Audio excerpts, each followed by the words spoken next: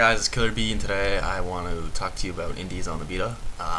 In large part, this is because I am absolutely sick of them on the PlayStation Vita. But first and foremost, this is merely my opinion, and you're entitled to yours. You can totally dismiss my argument. You don't have to think anything of it. This video is what you make it. First and foremost, I think it's important you sort of understand where I'm coming from. So I'm going to, in the description, post games I own for the Vita, so you can sort of get a feel for my tastes and what I prefer. I do play some indie games, but I don't prefer them. I don't seek them out, and you're going to see that in my catalog. Anyway, what I want to talk today about is indies on the Vita. As I said, this video is about my opinion, so it's mostly going to be me talking, obviously. However, you can express your opinion in the comments and sort of give me feedback. That'd be cool. And I think I want it to be more than just my opinion of indies. So I'll get to the point. I don't like indies on the Vita. Now, to really get the big picture on this, you need to look beyond just indies, okay? So for instance, we'll start as far back as possible, the moment I bought the Vita. So what are you actually doing when you buy a piece of hardware? You are not buying the hardware for the sake of owning it, right? So for instance, you don't buy a computer to hold it around and brag to others, wow, I have a computer. You don't do that at all. What you actually buy hardware for is software, right? So you buy a computer so you can go on the internet, so you can go on Microsoft Word, so you can play games, stuff like that. And in essence, the Vita is really no different, right? So I bought it in March of 2012, $250, before the price drop. I knew I wanted it, so I put down the money.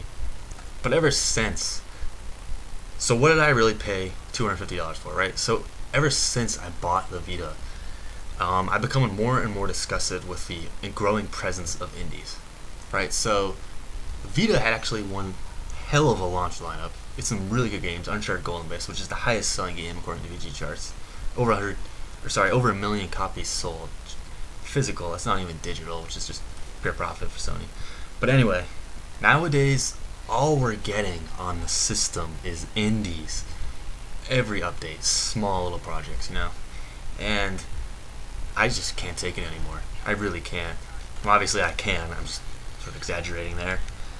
But it's hard to look week after week at the PlayStation Store and see these small games, right? I didn't pay $250 to get access to small games. When I bought Total Recoil, I can't even remember the price. I want to say it was, $5? And the game was 78 megabytes. I mean, that's painful. That's painful. And I totally regret buying it. The game was so monotone. But the only reason I bought it was because I was desperate. There's nothing on the Vita at that time. Or there was nothing on the Vita at that time. And so I bought this game out of desperation, and it just sucked. And you might maybe see that situation as sort of Sony's reasoning to indies is sort of more software to help supplement lack of software. But I would argue indie software is not quality software. Okay? That's a bold statement, and I definitely need to back that up. So for instance, I already mentioned Total Recoil. Men's Room Mayhem, I'll take that. Or Zombie Tycoon 2. Those games do not offer a good experience. They're relatively fun, but you probably will not ever come back to them. For instance, I played Men's Room Mayhem. I have a review for it, and I like the game. But I played it maybe 5 hours, and I haven't touched it since. And I have no reason to pick it up again. Same thing with Zombie Tycoon 2. That's a bigger indie game. There's really no reason to pick it up. But with AAA games, big games, that's not true at all. This kind of sucks, but I bought Soul Sacrifice, and I put 20 hours into the demo. 20 hours into the demo. And I eventually got to 50 hours with multiplayer and stuff like that, single player. And I downloaded a corrupted Dokuro from PlayStation Plus because I'm a member, and I lost my save. But the point being is, AAA games hook you. They bring you back. Indie games fucking rarely and at least in my experience, bring you back. They're not going to offer really good experiences, like I said. So, for instance, if you take Mass Effect as a perfect example, right? I mean, Mass Effect's an astounding trilogy. Actually, I came forth one. But after playing that game, I really thought about the world in a bigger picture. So, for instance, in that game, humanity's overcome differences as it steps into the galaxy. Indie games are never going to offer anything that intense, that in-depth, that thoughtful. Indie games are small projects led by small teams, which are meant to bring in profit for the studio. And, of course, these studios don't have a lot of money. So, by making a small project and having it be profitable, they're sort of ensuring they'll survive and get a return on the game. Now, Sony likes to argue that indie games are quote-unquote revolutionary. They call it, or I think they use this in E3, the indie revolution. I think if you played any indie games outside of that game company and a few others, you will find indies are anything but revolutionary. As I mentioned, they're small, meant to make a profit. So they're not going to push boundaries. They're going to ensure they make money. And they're going to offer more of the same. So most indie games on the Vita are 2D platformers. Why would I pay for that when I could get Rayman Origins for free from PlayStation Plus? Why? It's probably one of the best 2D platformers. First of all, I don't like Rayman that much. I respect the series and people who like it.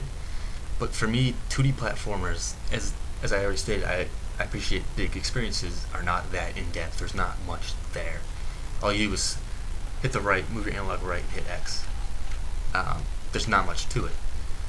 But indie games are not going to push boundaries like Sony likes to think. And I find this extremely ironic because they own Media Molecule. For me, Media Molecule set the example in the stage and the expectations for the Vita with LittleBigPlanet Vita and Tearaway. Tearaway is probably the most engaged I've ever felt while playing a game. They use everything. They use the camera, front touchpad, rear touchpad. Was it 6-axis point where if you move your Vita, the whole thing moves, the game moves, the environment moves, and you're not going to find anything like that at all. And it's the same thing for the LittleBigPlanet Vita. And these are really the games that are going to change how you think about the Vita. I mean, after playing Tearaway, that game was amazing. I look at other games, particularly indie games, which I can get on other platforms. I view indie games as sort of pathetic. Why do I think that? As I mentioned, Media Molecule used every feature on the Vita. Indie games are the same game with touch controls. There's nothing revolutionary about that. There's nothing new about that. You've just changed how you select something. There's nothing, it's bland. So why should anybody pay money for a game that just uses touch controls that they might be able to get on a PC for cheaper and offers really no substance? And to this end, this is really my argument for the reason indie games need to taper down on the Vita. And it's not only, I'm not the only one who's thinking this. Only 2 retailers sell indie games or make indie games accessible to PlayStation owners. That is Sony itself, who's pushing it, who's pretty much branding it in PlayStation gamers, and GameStop. Now, if you go, both of these retailers provide best-selling charts, where they don't provide exact numbers, but they show trends of what is selling well. And if you go to GameStop or the PlayStation Network, but particularly GameStop, go to GameStop best-selling right now, and you will not find an indie game on the first page. I've never looked beyond the first page because I like to follow selling trends on these sites, but I've never seen an indie game best-selling on the first page. There's just not a lot of demand for indies. Even if you go to the PlayStation Network and look at top downloads from your Vita, you'll find that at best 3 of the top 10 selling games, or top downloads I should say, are indies. The rest are AAA games. So it's Sony's own charts contradict what they state, or contradict what they promote. Nobody really wants indies. Indies are just sort of like an additional thing. They don't add much value. As I said, you don't buy a console to buy indies, to buy small projects. You buy a console for big games, and Sony's own charts reflect that. So why is there such a software drought on the PS Vita? And why is the future for the PlayStation Vita indie oriented? Because it will not solve the solution, and demand shows people don't want indies. And really, this is me ranting. I'm gonna stop, and I would like you guys to post your opinions. My opinion is sort of extreme, and I recognize that. But I like this to be more like a forum, not just me. No one wants to hear me just bitch. So please leave your comments, and thank you for watching.